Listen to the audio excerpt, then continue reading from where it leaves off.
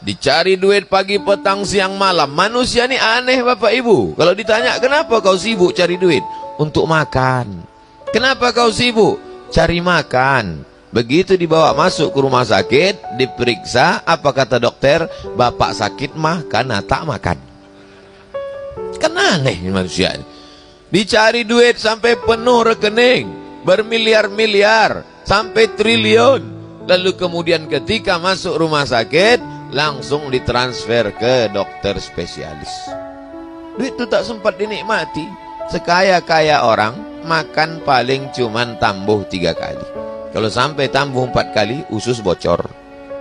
Sekaya-kaya orang, baju paling banyak 3 lapis. Saya subuh ini 3 lapis. Singlet di dalam, baju koko, sorban. Kalau sampai 4 lapis, demam. Bukan kaya. Hidupnya cuma makan, pakai. Kemanapun kau pergi, hidupnya cuma makan, pakai, makan, pakai, makan, pakai, batuk, mati. Yang kekal abadi mana? Dunia sementara, akhirat selamanya. Tentu bagian lagu nanti beliau. Kalau tak ada beliau, baru saya menyanyi. Orang kaya mati. Nah, cuman karena ada yang aslinya segan saya. Kalau pas di tempat lain tak ada dia, saya gas. Karena ada, tak enak kita kan. Nah, jadi pada akhirnya kita ini semua akan menghadap Allah Subhanahu wa ta'ala. Ma'akal tafa'afnaita, yang kau makan busuk. Wa malabis tafa'ablaita, yang kau pakai lapuk. Wa mata saddaq tafa'amdaita, yang kau wakafkan itulah untuk hari esok. Kita ini mati, tanah untuk kita bukan luas betul. 2 meter kali 1 meter. Dalamnya 1, kita genapkan aja lah 2 meter biar dalam. 1/2 meter, 2 meter, 2 meter ke dalam. Itulah cuma. Menangislah istri, anak, menantu melepas. Ayah, atuh, abang, kenapa lelakiku mati, kenapa tak laki si anu? Apa mau dikata, habis sudah. Hilang semuanya. Hanya tinggal kenangan-kenangan belaka. Hari pertama mereka menangis, hari kedua mereka mulai nonton TV. Gitu dia ketawa. Mesti dia tengok handphone. Gitu dia. Dia buka laci menengok mana STNK BPKB. Dibawa ke kantor Samsat. Kata polisi, kata Samsat, ini untuk apa? Mau ganti nama Pak. Kenapa ganti nama? Almarhum tak mau menangkap orang mati, tak ditangkap polisi. Surat-surat tanah pun berubah balik nama, masuk akte notaris, selesai.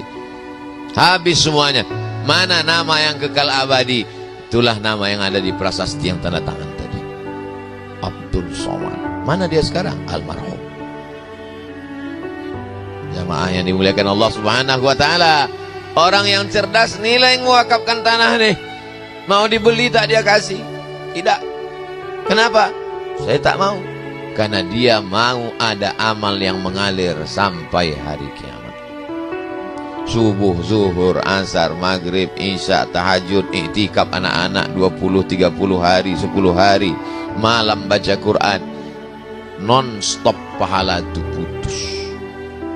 Iya, kalau kita orang baik dimakamkan dekat orang baik. Kebetulan dimakamkan dekat ulama. Lalu lalang orang, lewat orang di samping makam tuh. Assalamualaikum ya ahlad diyar minal mu'minin wa inna insyaallah bikum lahiqun yarhamullahul mustaqdimin wal mustaakhirin nas'alullah lana wa lakumul afiyah. Al-Fatihah. Itu untungnya kalau kita meninggal dekat ulama. Coba kalau dekat koruptor. Kubur siapa tuh? Mampus ya gitu.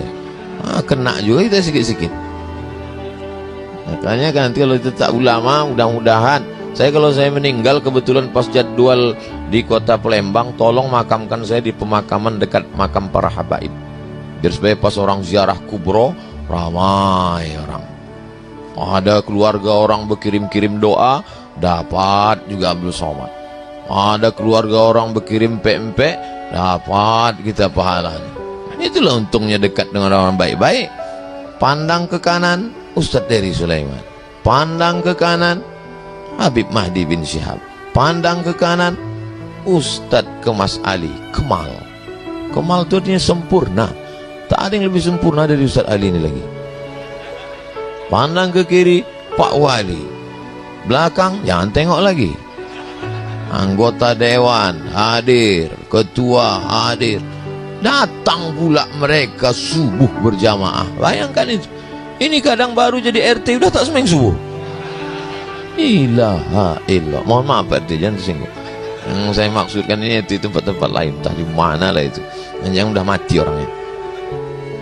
Tapi hari ini luar biasa.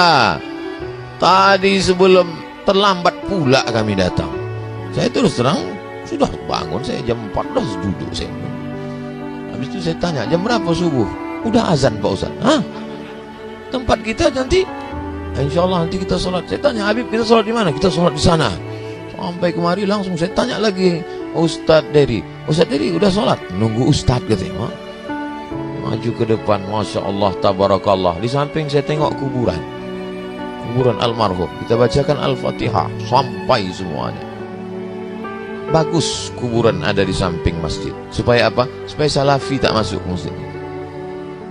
Kalau masjid itu diambil orang NU, sendal hilang. Kalau masjid itu diambil Muhammadiyah, kunut hilang. Kalau masjid itu diambil Salafi, semua hilang. Tapi Salafi tak mau mengambil masjid yang ada kuburan. Kenapa? Karena bagi mereka dianggapnya kita menyembah kuburan. Jangan sholat di masjid yang ada kuburan.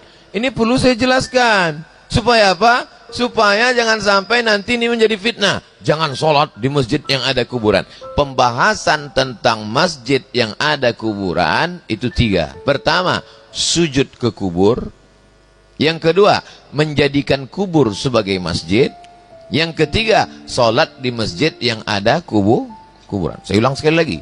Sujud ke kubur, menjadikan masjid sebagai kubur, sholat di masjid yang ada kuburan. Ini memang pembahasannya agak jelimet. Orang yang udah makan pun kadang susah memahaminya, apalagi yang belum sarapan. Pertama, sujud ke kubur. Sujud ke kubur, kalau menyembah kubur bisa haram. Dan sampai hari ini tak ada orang Islam yang sujud ke kubur. Yang kedua, menjadikan kubur sebagai masjid. Nah, itu yang dilarang Nabi. La'anallahul yahud wan nasara. Allah melaknat Yahudi dan Nasara. Kenapa? Ittakhadhu qubura anbiya'ihim masajid. Karena mereka menjadikan kuburan sebagai masjid. Meninggal Abdul Somad, dikuburkan. Setahun, 2 tahun, 5 tahun, 10 tahun, lalu kuburan itu diratakan, dibangun masjid di atas kuburan itu. Nama masjidnya Masjid As-Somad. Tak boleh. Kenapa? Karena ittakhadha yattakhidhu ittikhadan, menjadikan kubur sebagai masjid. Adapun sholat di masjid yang ada kuburan kan samping kanan, samping kiri, bagian depan, maka memang begitulah rata-rata masjid-masjid di kerajaan-kerajaan Melayu. Pergi kita ke Medan Sumatera Utara, Masjid Kerajaan Melayu Delhi, di samping masjid itu ada kuburan. Begitulah di Mesir rata-rata. Kenapa? Karena orang minta dimakamkan dekat masjid supaya dapat doa mengalir sehari semalam paling tidak 5 kali. Membaca Fatihah orang, Allahumma firlahu warhamhu. Itu maknanya. Jadi jangan nanti, ini perlu saya jelaskan. Supaya apa? Supaya jangan ada dusta di antara kita.